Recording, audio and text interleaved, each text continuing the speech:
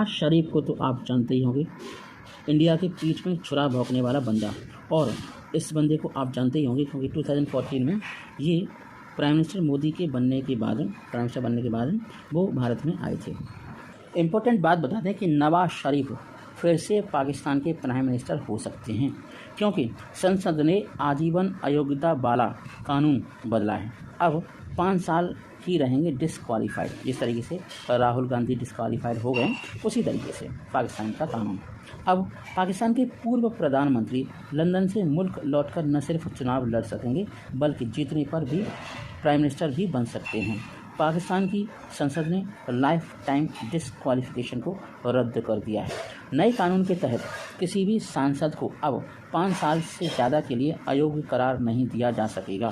नए कानून का फ़ायदा नवाज के साथ पार्टी इत्तेहकाम पाकिस्तान पार्टी IPP के चीफ जहांगीर खान तरीन को भी मिलेगा।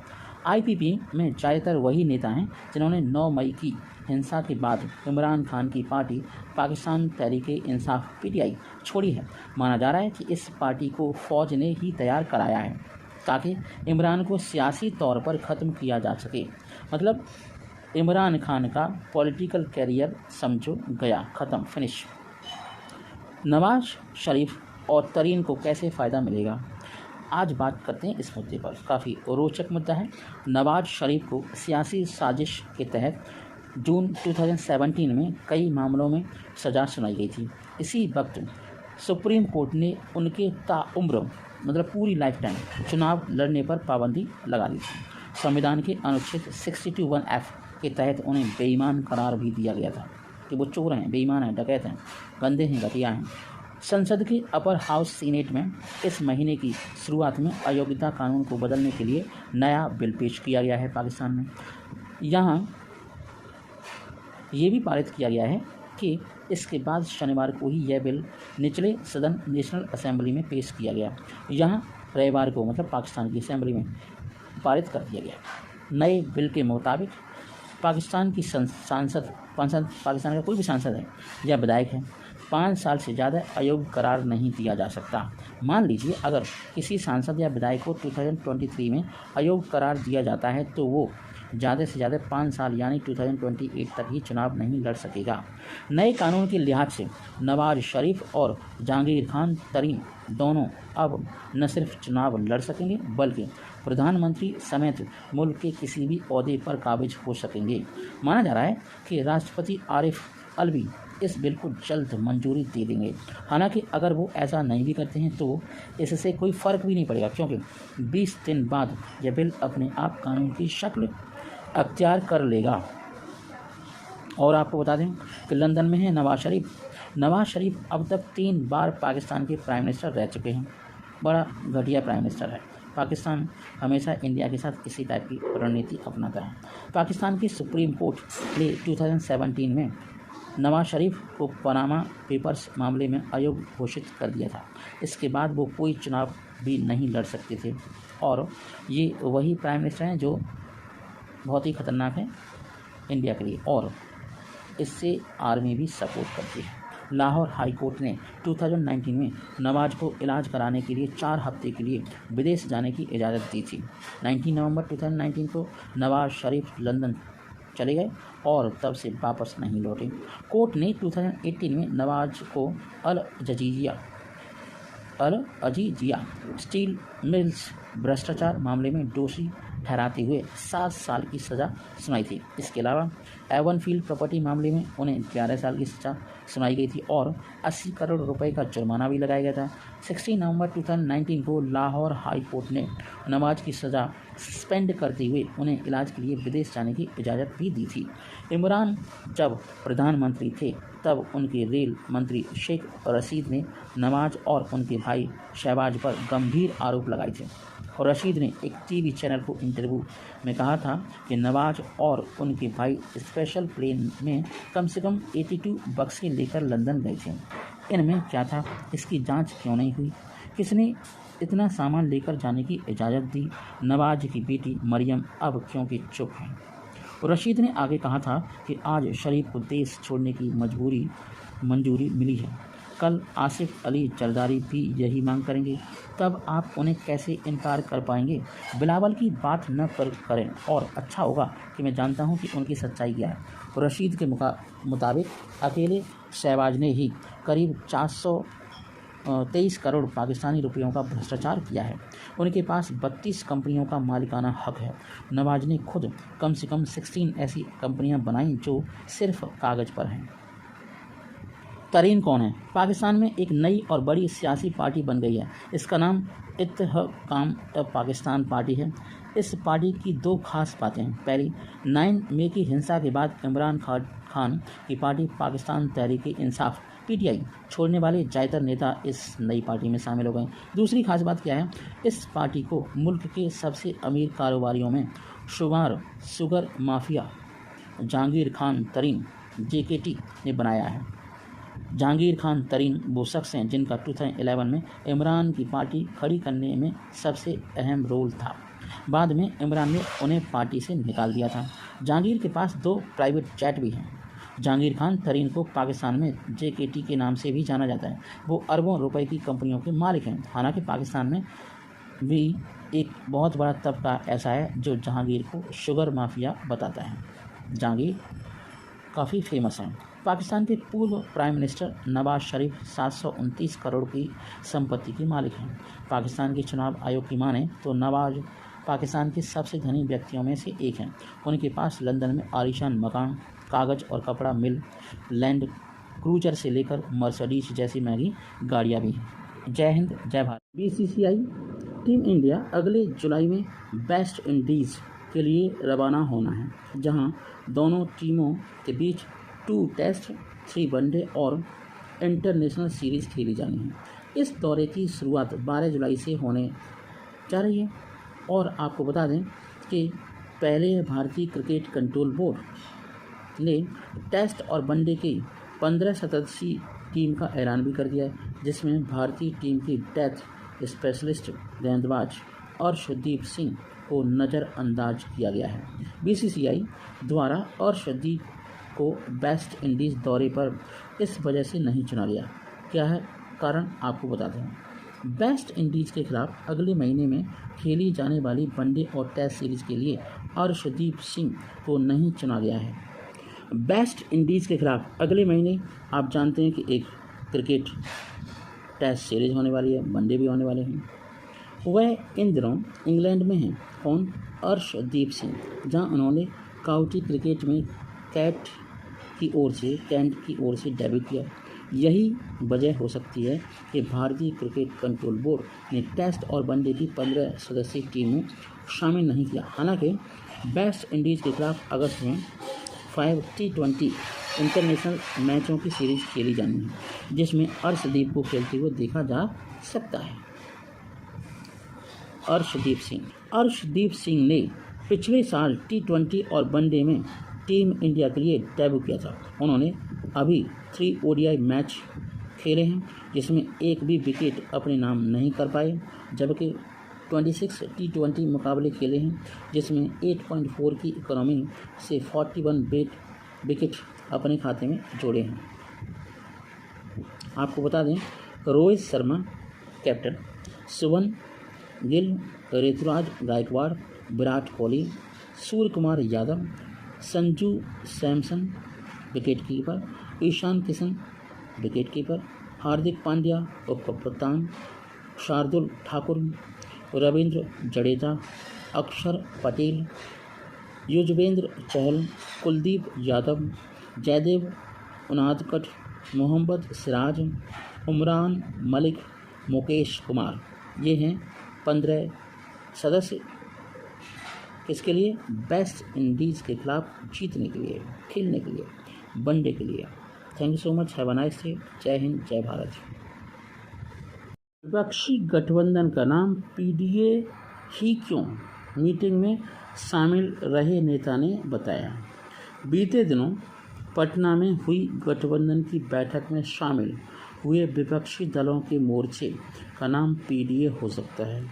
PDA यानी पैट्रियोटिक डेमोक्रेटिक अलायंस। हालांकि मोर्चे का नाम पर अंतिम फैसला अगले महीने शिमला में होने वाली विपक्षी दलों की बैठक में लिया जाएगा।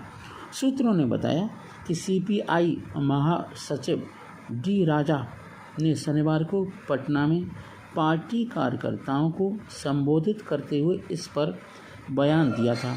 उन्होंने ये भी कहा था कि पीडीए को शिमला बैठक में अंतिम रूप दिया जाएगा, जहां विपक्षी नेताओं की अगले स्तर की चर्चा 12-13 जुलाई के आसपास होगी। रूस के राष्ट्रपति हैं पुतिन असली बाजीगर। कैसे? वैगनर का विद्रोह उन्होंने बना दिया और ताकतवर।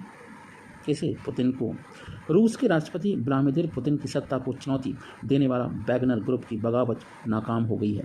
वैगनर का यह विद्रोह भले ही पुतिन को कमज़ोर करने के मकसद से रहा हो, मगर हुआ तो इसका उल्टा है।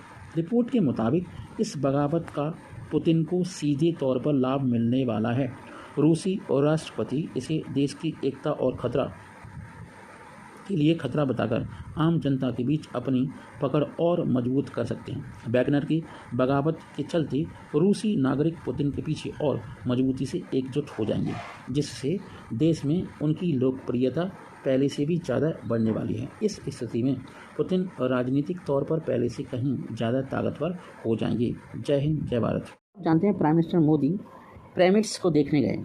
अब ऐसा क्यों हुआ? क्योंकि आजकल प्राइम मिनिस्टर मोदी इजिप्ट दौरे पर हैं और वहाँ के पिरामिड्स काफ़ी फेमस हैं। जब पीएम मोदी पहुँचे गीजा पिरामिड्स के आसपास, तो उन्होंने मिस्र के दौरे की तस्वीर के साथ साथ अपनी इन तस्वीरों को भी टैग किया है। कुछ तस्वीरें इस तरीके से हैं। पीएम मोदी ने मिस्र की 2 दिवसीय राजकीय यात्रा के दौरान काहिरा में गीजा के महान पिरामिड्स को भी देखने गए और पीएम मोदी के साथ मिस्र के प्राइम मिनिस्टर मुस्तफ़ा मैडवाली भी साथ में थे। आपको बता दें, गीजा के पिरामिड दुनिया के 7 अजूबों में शामिल हैं। गीजा के ग्रेट पिरामिड मिस्र का सबसे बड़ा पिरामिड है। और आपको बता दें, गीजा पिरामिड नील नदी के पश्चिम तट पर बने चौथे राजवंश के 3 पिरामिडों का दौरा किया। ये पिरामिड्स काफ़ी फेमस भी हैं और पुराने भी। पिरामिड देखने के बाद पीएम मोदी ने भी ट्वीट करके मिस्र के प्रधानमंत्री का धन्यवाद दिया।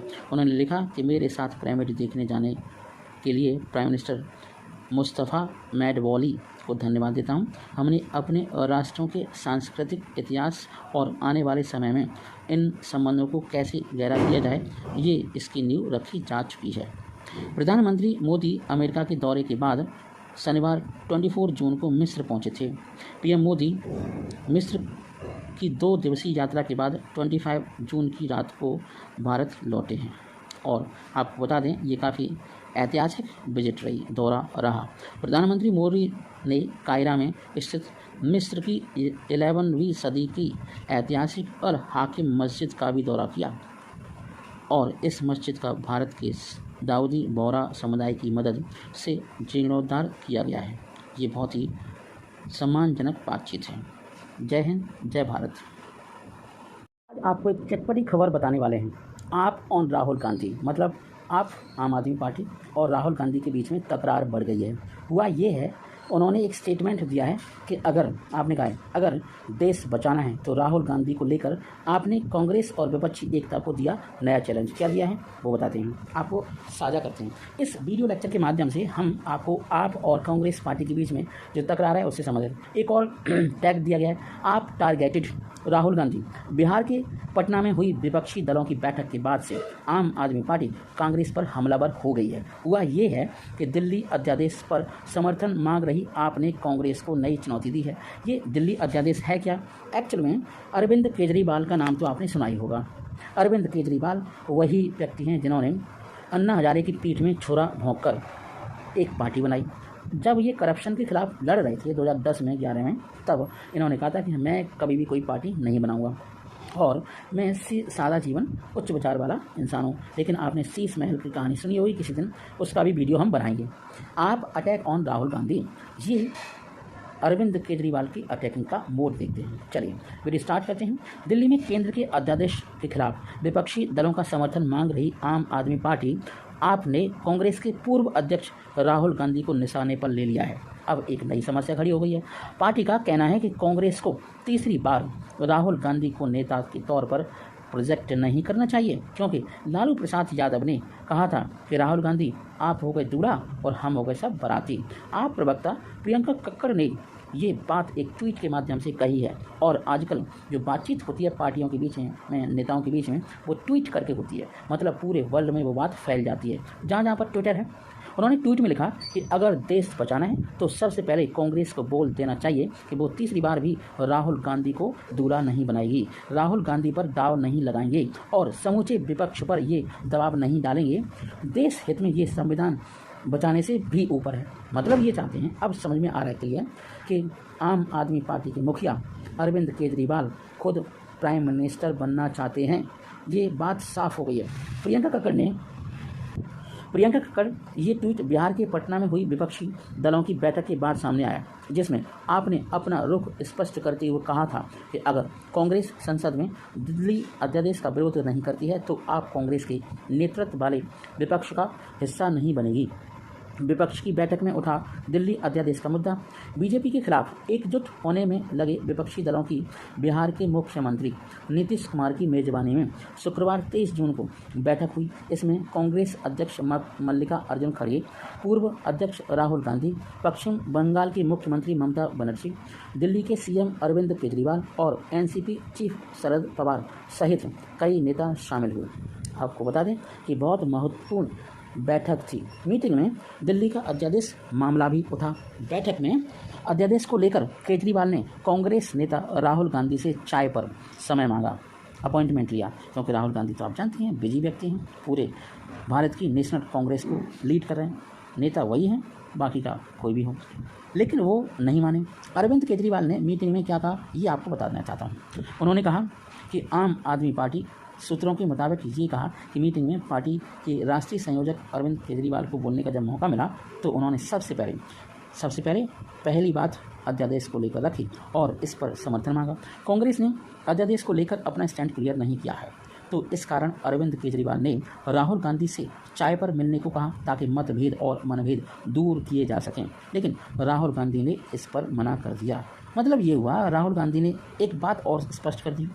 राहुल गांधी ने इस पर कहा कि हमारे यहाँ मीटिंग की प्रक्रिया है, प्रोसेस होती है, अध्यादेश के पक्ष या विपक्ष को लेकर भी प्रोसेस होता है। वहीं कांग्रेस अध्यक्ष मल्लिका अर्जुन खड़गे ने अरविंद केजरीवाल को कुछ क्लिप्स दिखाई और कहा कि आपके नेता हमारे बारे में बहुत कुछ बोलते हैं। मतलब आप आम आदमी पार्टी के नेता इतने बड़बोले हो गए हैं कि वो कांग्रेस के नेताओं की बुराइयां करते रहते हैं। ऐसे में सीएम केजरीवाल ने जवाब में कहा कि बोला तो आप की तरफ से भी इस टाइप से बोला जाता है। मतलब आम आदमी पार्टी के प्रमुख केजरीवाल ने कांग्रेस अध्यक्ष मल्लिका अर्जुन खड़गे पर भी ये आरोप लगाया कि आपके कांग्रेसी नेता भी तो बड़बोले हैं, वो भी तो बोलते रहते हैं आप पार्टी के कुछ नेताओं के खिलाफ, और आप हमें बता दीजिए कि अध्यादेश के खिलाफ कांग्रेस का क्या स्टैंड है।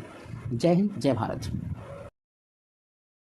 मेहनत का कोई जवाब नहीं, मेहनत करने से कभी न कभी तो फल मिलता ही है।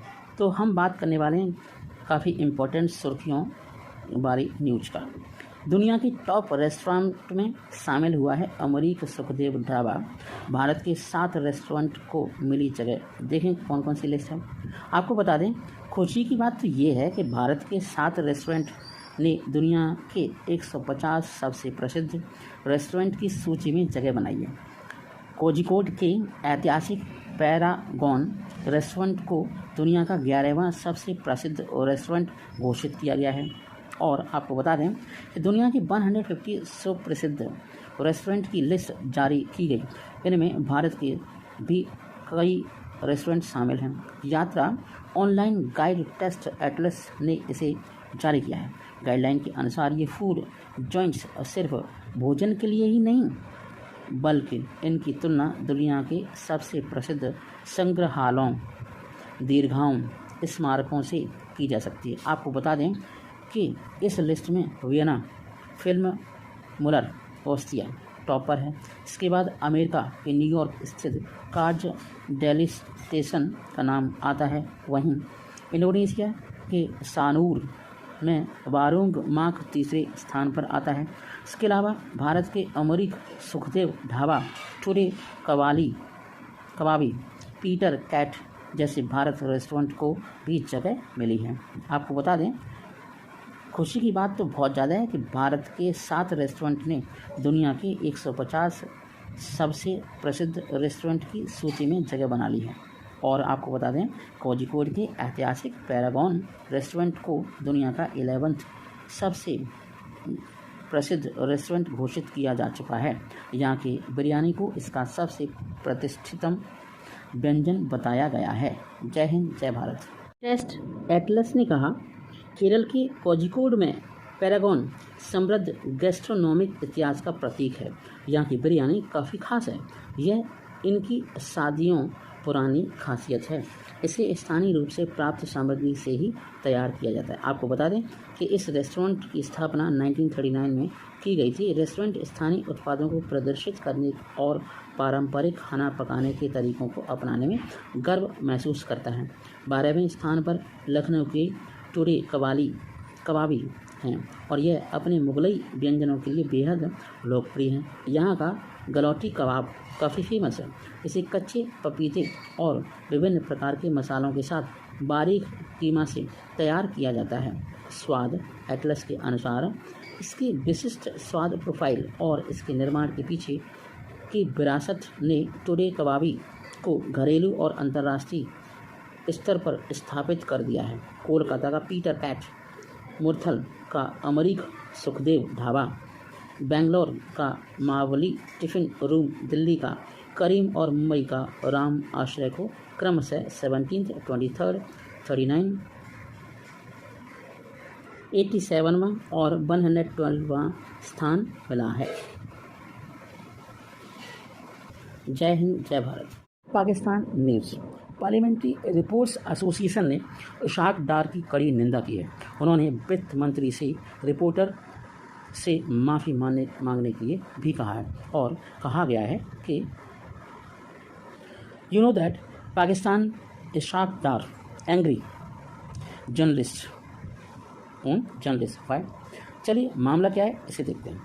पाकिस्तान के विदेश मंत्री इशाक डार की बीते कुछ दिन में, जैसे आपका 22 जून को, एक पत्रकार के साथ तीखी नोक झोंक हो गई। ये घटना तब हुई जब डार ने नेशनल असेंबली सत्र को संबोधित करके अपनी सुरक्षा गार्डों के साथ परिसर से बाहर निकल रहे थे। उस वक्त शाहिद कुरैशी नाम के एक पत्रकार ने इशाक डार से अंतर्राष्ट्रीय मुद्रा कोष IMF को लेकर सवाल पूछ लिए। पाकिस्तान पत्रकार के सवाल पूछे जाने के बाद इशाक डार आग बबूला हो गई और फिर सीधे पत्रकार से ही भिड़ गए। इसी से जुड़ा एक वीडियो भी सोशल मीडिया पर वायरल हो रहा है, जिसमें साफ तौर पर देखा जा सकता है कि कैसे इशाक डार ने IMF को लेकर सवाल पूछे जाने पर गुस्सा हो गए और जड़ दिया एक थप्पड़। IMF से जुड़े सवाल पर गुस्साए हुए Ishaq Dar, Pakistani news website the Tribune की रिपोर्ट के मुताबिक पत्रकार ने वित्त मंत्री से रुके हुए अंतर्राष्ट्रीय मुद्रा कोष IMF कार्यक्रम की प्रगति के बारे में पूछा और पूछताछ करने की कोशिश की तो प्रधानमंत्री शहबाज शरीफ की IMF प्रमुख के साथ हाल ही की बैठक का जिक्र किया। हालांकि डार इन सवालों के जवाब में चुप रहे, लेकिन पत्रकार ने सवाल पूछना जारी रखा और IMF सौदे को सुरक्षित करने में सरकार की विफलता पर सवाल उठाए, जिस पर डार ने जवाब दिया। डार का जवाब क्या था बताते हैं आपको। और हुआ ये, इशाक डार ने उल्टे पत्रकार पर ही इल्ज़ाम लगाते हुए कहा, क्योंकि आप जैसे लोग सिस्टम हैं ना। इस जवाब पर पत्रकार ने अपना बचाव करते हुए कहा कि पत्रकार सिस्टम का हिस्सा नहीं है, बल्कि केवल सवाल पूछते हैं। इस इशाक डार पर जैसे ये क्वेश्चन की बौछार हुई, इशाक डार गुस्सा हो गए और भिड़ गए, थप्पड़ मार दिया। डार के सुरक्षा गार्डों ने थप्पड़ मारा। पाकिस्तानी वित्त मंत्री ने बड़ी ही बदतमीजी से पत्रकार से उलझते हुए कहा कि वह क्या चाहता है और उसे पत्रकार को ऊपर वाले से डरने के लिए कहा। इसके बाद गुस्से में दिखे और डार ने पत्रकार का मोबाइल फ़ोन भी छीनने की कोशिश की। उन्होंने सुरक्षा कर्मियों को मोबाइल फ़ोन जब्त कर फेंकने का भी निर्देश दिया। हालांकि वित्त मंत्री के सुरक्षा कर्मियों ने हस्तक्षेप किया और डार को पार्किंग स्थल में उनकी गाड़ी की तरफ ले गए। इस घटना के बाद पत्रकार ने एक और वीडियो जारी किया, जिसमें उसने घटना के बारे में जानकारी देते हुए कहा कि डार के सुरक्षा गार्डों ने उसे पकड़ लिया और थप्पड़ मारा। जय हिंद, जय भारत। सब जानते हैं कि ग्रीस में एक नाव डूब गई थी जिसमें पाकिस्तानी थे और पाकिस्तानियों की पहचान का काम जारी है। पाकिस्तान सरकार का कहना है कि उसने अपने 200 से ज़्यादा नागरिकों की पहचान कर ली है जो कुछ दिनों पहले ग्रीस में डूबी नाव पर सवार थे।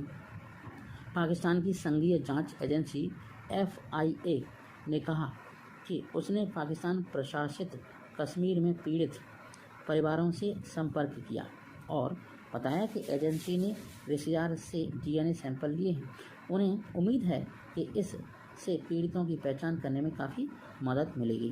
BBC संवाददाता उमर नागियाना ने पाकिस्तान प्रशासित कश्मीर के कोटली जिले का दौरा किया और वहां से ये रिपोर्ट भेजी है। जय हिंद, जय भारत।